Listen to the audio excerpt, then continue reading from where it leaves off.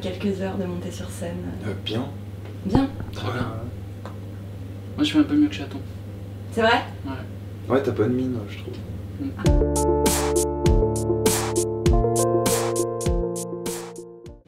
Ben, c'est compliqué parce que d'une part c'était une décision qui était vachement lourde à prendre, parce que j'ai beaucoup travaillé pour pouvoir être en mesure de faire ces concerts seul, et puis c'était un vrai axe de réflexion et de mise en action de stratagèmes et d'invention de toutes sortes de choses pour pouvoir y arriver, et c'était super intéressant.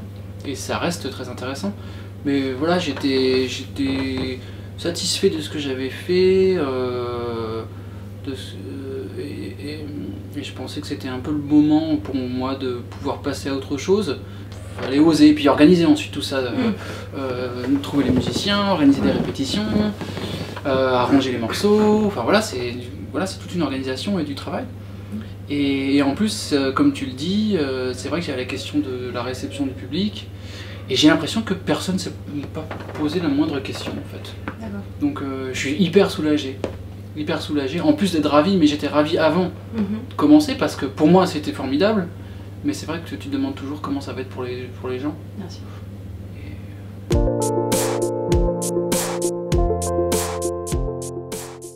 On a un super quatuor avec une violoncelliste qui s'appelle Camille Monpère, qui fait aussi du clavier et des pads. Un clarinettiste qui s'appelle Maxime Tisserand, qui fait aussi du clavier et des pads.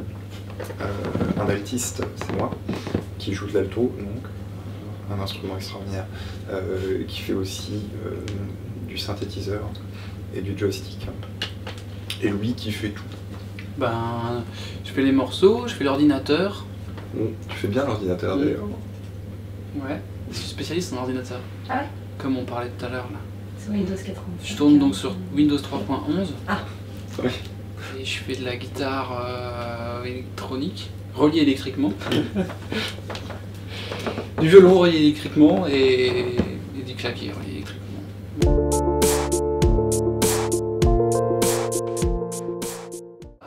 Ça dépend. Si c'est pour faire des trucs intéressants, là tout à l'heure, hier on parlait du projet qu'a Flex Twin avec son orchestre piloté par télécommande, avec les musiciens qui ont des mélodies qui leur arrivent dans les oreilles par des casques, et puis ils jouent ce qu'ils entendent, ils imitent, et ça fait des effets hyper cool. Voilà, ça je trouve ça un truc intéressant. Après, si c'est juste pour faire... j'en sais rien en fait. Voilà, ça dépendra. J'ai pas envie de faire des... En fait, en tout cas, ça me fait pas du tout bicher de bosser avec un orchestre. Si le projet est cool, c'est comme bosser avec un mec qui ferait de la flûte. S'il y a une idée, a priori, si l'idée est bonne, le projet est bon.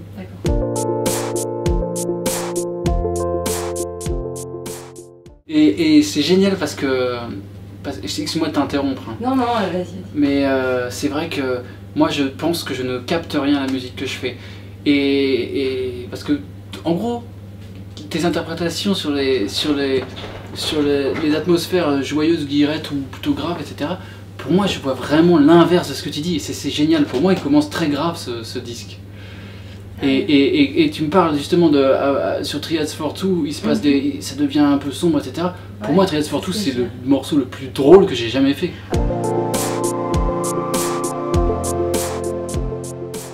Ce qui est intéressant pour moi, c'est justement de surprendre, et aussi de désurprendre, quoi, de faire revenir des trucs de manière à dire ah putain, je me suis paumé, mais ce truc-là, je l'ai entendu avant, et voilà, c'est comme un trip, quoi.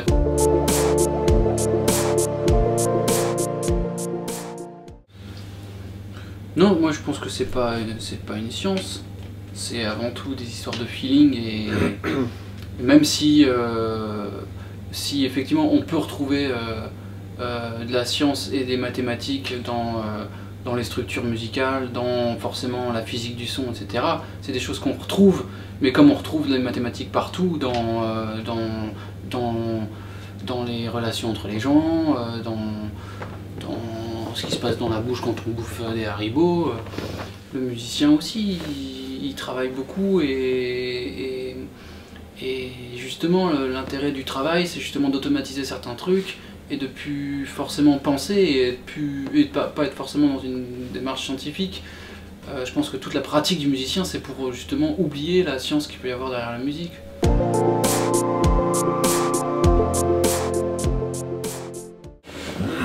C'est quelque chose que je fais quand même de moins en moins. Oui. Et c'est vrai que mais c'est ce qui donne aussi voilà, après un sample vient, ça a une force parce qu'il vient avec quand tu mets un bout de sample, c'est pas que une seconde de musique, c'est le feeling de toutes les personnes qui étaient en train de jouer à ce moment-là, et avec les micros qu'il y avait là, et avec l'ingé son, ce qu'il avait bouffé le matin, et comment il avait placé ses trucs, et sur quoi il avait enregistré. Enfin, t'as tout un passif derrière. C'est ce qui donne une putain de force dans le sampling. Je trouve ça cool, mais c'est aussi le gros danger. Et voilà.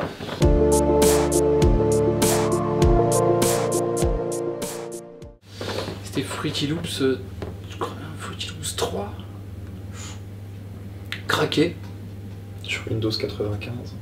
Sur Windows 95 ou 98, je sais pas. Fruity Loops 3, puis Fruity Loops 4. Il y a une évolution. Ah ouais. Non, ça c'était cool le Fruity Loops, mais là c'était vraiment à base d'un truc à base de samples, hein. C'était vraiment foutre des samples dans des cases. Mais je trouve que voilà, c'était pur et franc du collier comme logiciel. Un logiciel qui apparemment a vachement évolué. Moi je l'ai abandonné depuis, mais je pense que les versions actuelles de Fruity Loops sont hallucinamment cool. Après non, moi j'ai switché à Ableton Live parce que j'ai voulu faire des concerts et à l'époque Fruity Loops ça permettait pas grand chose en termes d'interaction. Et live je pouvais faire des boucles avec je pouvais rentrer mes instruments dans ma carte son et puis les enregistrer en direct, et c'est ce qui me motivait principalement pour le côté spectaculaire au sens spectacle du truc.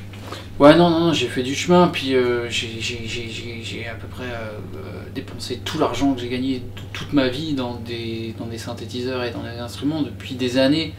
Donc forcément, depuis, c'est plus le... Avant, j'étais avec un ordi et un SM58 et j'enregistrais des notes de violon que je samplais, quoi. Ouais. Parce que je pouvais pas les enregistrer en linéaire, quoi.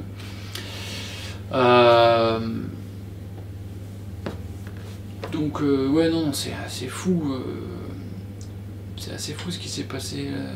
J'ai geeké sur des milliers de logiciels pendant des années. Maintenant j'essaie de réduire. Je me sens assez bien dans Ableton Live, et puis quand j'ai des soucis, j'utilise Max for Live qui me permet de dévier certains comportements du logiciel. Et puis c'est bien comme ça. D'accord. Au final, plutôt que d'essayer de toujours réinventer la roue.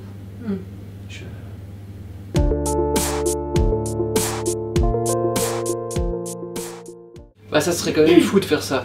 Dans ce cas, je te demanderais de me donner 12 titres et puis je te ferai le prochain album. Ça serait bien en même temps. Ah ouais. Non mais ceci dit, c'est une putain de manière de travailler, ça. Si possible, des titres durs à prononcer. Pour se marier en interview. Exactement. Petit Antarctique. Mais oui, en général, j'ai toujours un nom à la con, puis comme je suis très scrupuleux dans mes sauvegardes, j'ai toujours 0.01, ensuite 0.02, etc. Et je sais pas, dans le cas de Pluisme, j'arrive jusque 0.87 ou un truc comme ça. Même si Pluisme s'appelait Pluisme depuis le départ. Mais en général, tu vois toujours, t'as 50 versions comme ça avec un nom à la con, genre Yogourt 2000. Et ensuite, d'un coup, ça devient la guerre des nombres, au dernier, tu vois. Ouais. Voilà, à peu près.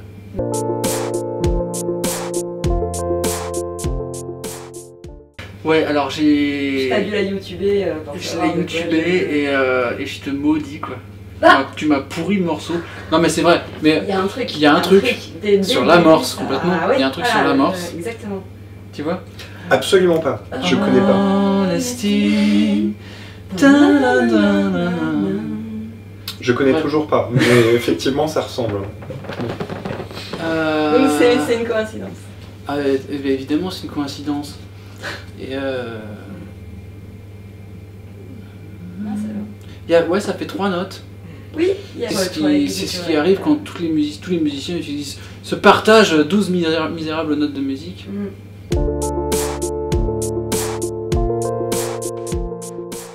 Je vais reprendre le flambeau de la pop. Ouais, Je pense qu'après Michael Jackson, il pouvait y avoir que Chapelier Fou. on est d'accord. Voilà, c'était évident. Mm. C'était évident. C'est Lady Gaga qui m'est apparue en rêve et qui m'a transmis le flambeau. Non, je me fous de la pop, je me fous de ça, mais je suis très content de faire un morceau pop et j'adore ce morceau.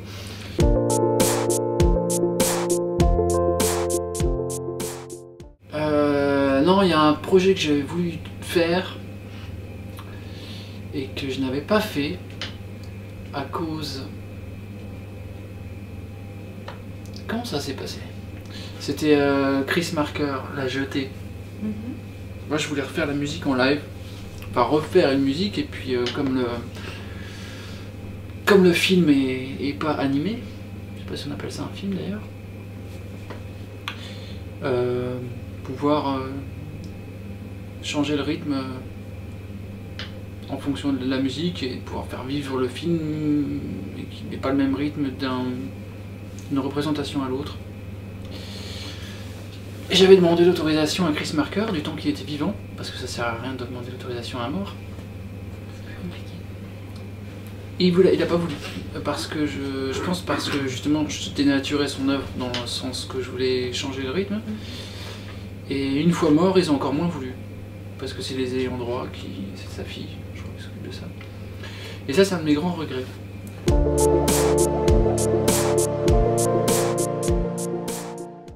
Non, c'est un truc super intéressant. D'ailleurs, je m'aperçois qu'il y a beaucoup de danseurs et de danseuses qui me contactent pour utiliser au moins des morceaux qui existent. Ça m'étonne pas.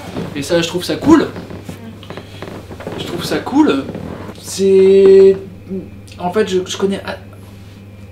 Comment dire, assez mal le monde de la danse et je ne le comprends pas, mais il me fascine. Je suis convaincu qu'il y a moyen de faire des trucs magnifiques. J'avais, quand j'étais au CFEDEM, parce que j'ai fait des études pour être prof de formation musicale, j'avais bossé, ma spécialité c'était la forme, enfin ma spécialité d'ailleurs, je suis pas du tout spécialiste, mais j'avais fait comment on dit quand on fait un travail, on écrit, etc. Ouais. Mémoire, mais comme je sais pas écrire, c'était quelqu'un d'autre qui le faisait à ma place. C'était sur la formation musicale des danseurs, et j'avais fait du coup un projet avec des danseurs. Et je trouvais, ouais, j'ai fait vraiment des trucs super cool, et c'était vraiment merveilleux, formidable de bosser avec eux. Et notamment des œuvres qui avaient lieu dans l'espace avec du son live, de percus corporels modifiés en temps réel par la position d'une danseuse dans un espace en pentagramme comme ça. C'était assez cool. Et j'aimerais bien refaire ce genre de choses. Et, ah bah voilà, Gérald il peut parler de la musique et de la danse. Bonjour Gérald. Bonjour. Hein Gérald, Je suis désolé, je tombe à point nommé ou pas? ah tu Ouais, veux tomber à point nommé, ouais. Mais tu peux te... Parce que Gérald il... Si tu le souhaites. Tu viens? On est là. Je vais me mettre à côté de Voilà, là. mais là, parce qu'on allait parler de composer pour la danse. Ah oui. Et toi, t'as beaucoup travaillé avec les danseurs. Oui, c'était ça. J'ai pas eu de chemin théorique dans la musique, donc pour moi tout se passe par le corps. C'est ça c'est comme ça que ça marche. Ou alors des espèces de logiques, on va dire mathématiques, comme des espèces de petits jeux. Donc la danse c'est beaucoup comme ça, c'est de la composition soit mathématique, soit par le corps. Donc j'ai l'impression que les changements de volume ou d'espace ou les indications de dynamique ou les petits arrangements qu'on fait d'esprit, c'est là que ça se produit. C'est là que la musique se produit et c'est là que la danse se produit. Donc du coup pour moi c'est des activités très proches. il y a ça, et puis l'autre chose qui est super intéressante aussi dans le domaine de la danse, c'est que d'un coup, la question de l'espace est très souvent sollicitée. Donc on travaille beaucoup avec l'espace-temps, donc la relation à la durée, et au volume matérialisé. Ça, je trouve intéressant. Comme dans la musique, en fait, c'est exactement la même chose, mais c'est comme dans deux espaces différents. Donc ça, je trouve plutôt excitant. Après, ça dépend des chorégraphes, il y a des chorégraphes pas du tout inspirants, et d'autres très stimulants, Ouais, mais voilà, ça, c'est une relation. Mm. Ça s'explique plus en relation. Ben moi, c'est ce point-là qui me fait le plus peur. C'est comme je connais pas bien ce milieu, effectivement, c'est la relation avec le chorégraphe que j'ai peur des fois d'être complètement... Tu vois, c'est comme travailler avec le théâtre. J'ai déjà eu des expériences où vraiment, mais on se comprend, ou alors pour des films, où vraiment tu sens que il ne se passe rien dans la communication. Et et peut-être comme je suis pas à l'aise avec la danse de manière générale, je crains encore plus ça dans la danse. De me retrouver dans une situation où je ne capte rien à ce qui se passe et je ne capte rien à ce où j'arrive pas à communiquer, quoi.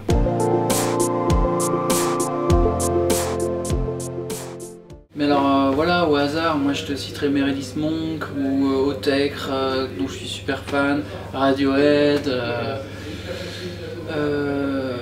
Ligeti, Xenakis,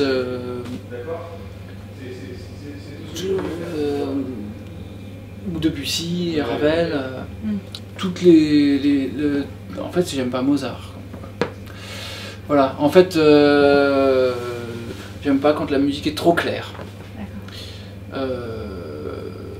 Mais c'est aussi une généralisation parce que c'est pas tout Mozart. Mais les équilibres trop parfaits me dérangent un peu. D'accord. Et si je te... Excuse-moi, bah oui, du coup. Ouais, et un peu minimaliste aussi, à partir de Reich, Glass, Ouais, je sais pas. Riley. Philippe Glass.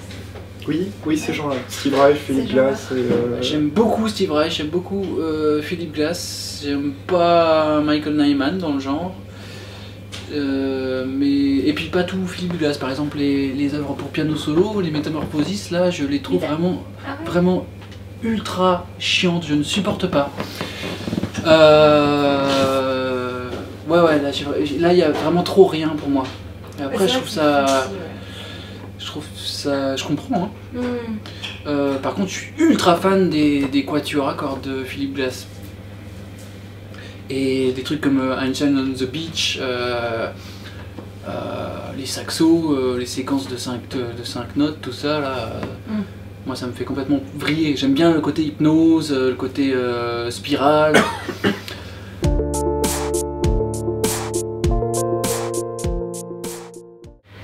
Alors il y a un morceau du deuxième concerto pour violon de Bartók dans un morceau de Dr Octagon et je trouve ça génial.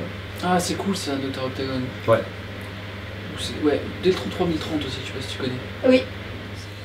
Non mais je trouve qu'en général les samples, les boucles quoi, quand on parle de samples boucles, sont souvent honteux. Voilà. Pourquoi? Enfin, ils sont beaucoup trop évidents à mon goût. Et ce qui est intéressant, s'il peut y avoir quelque chose d'intéressant dans la pratique du sampling comme ça, c'est justement de dénicher un moment spécial et éventuellement de décaler. Par exemple, moi ce que j'essaie de faire un maximum, c'est de décaler la mesure et de pas avoir du coup le temps fort là où il est dans la musique vraiment, et de pas sampler pas mettre en boucle quelque chose qui est déjà répété dans l'original, parce que forcément, ben tu vois, c'est comme une photographie. Je sais pas pourquoi, mais en tout cas, ce qui est important, c'est le cadrage, quoi.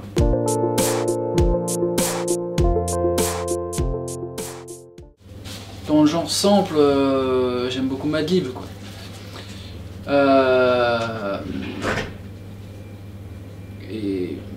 Mais dans le genre pas sample, ouais, voilà, parce que le rap veut pas dire forcément sample, quoi. J'aime beaucoup Antipop Consortium. Et ça, c'est pas du tout dans cette tradition-là. Mais par contre, Bon, moi j'aime bien les trucs aussi old school, genre de la soul, Wu-Tang, Public Enemy. Où là c'est vraiment le royaume de la boucle. Mais je trouve ça cool. Voilà, c'est juste moi en tant que musicien, ça me. Voilà, c'est que le propos est aussi ailleurs quoi dans le rap. Je trouve que voilà, musicalement, quand t'écoutes NTM et qu'ils te mettent les premières mesures d'un prélude de Chopin, putain, mais moi je les vois, je les vois dans leur studio en train de fumer un joint et de faire un next sur leur platine CD. Je suis désolé, mais je vois ça et ça me dérange.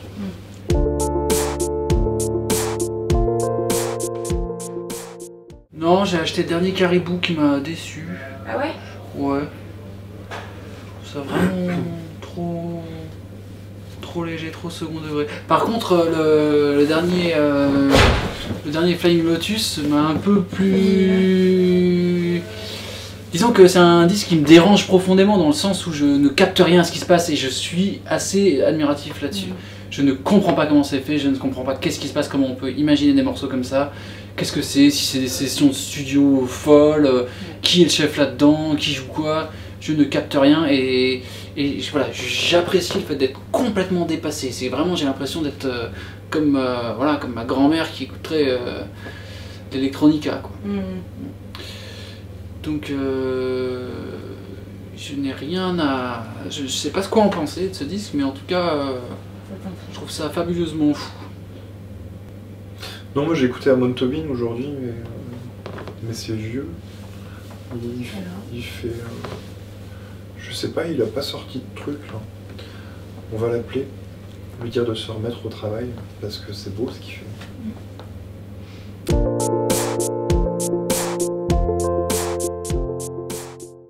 Bon, mis à part refaire des disques, parce que ça c'est probablement ce qui va se passer. Non, ouais, j'aimerais bien justement en parler. Je me disais que avec les 3 musiciens avec qui je suis, on aimerait bien peut-être. En tout cas, moi j'aimerais bien qu'ils soient plus impliqués dans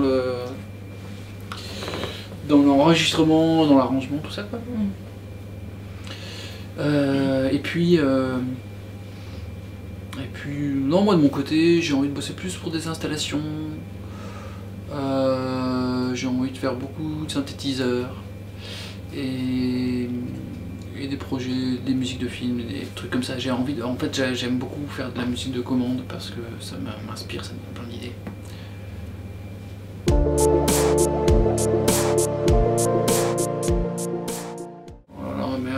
Non, on est des gens beaucoup trop doux pour faire des punchlines. On peut faire une softline, ouais. Une softline. Plein de bisous, plein de caresses. La tendresse, mettez un peu de tendresse dans vos compositions. De votre café le matin, mettez de la tendresse dans votre café le matin. Et dans le café aussi. Les infusions, la camomille, c'est bon quoi. Des choses simples. Verveine. Verveine, très très bien. Très Il y a une verveine en Suisse, c'est vrai, elle jouait avec Je connais nous pas. au café de la danse et j'ai beaucoup aimé. Verveine. Verveine, Verveine est donc le mot de la fin. ce sera mon mot de la fin. Ouais, voilà, verveine. Verveine et camomille. Parce que si dit verveine, ce sera mon mot de la fin, ton mot de la fin, c'est fin. Verveine.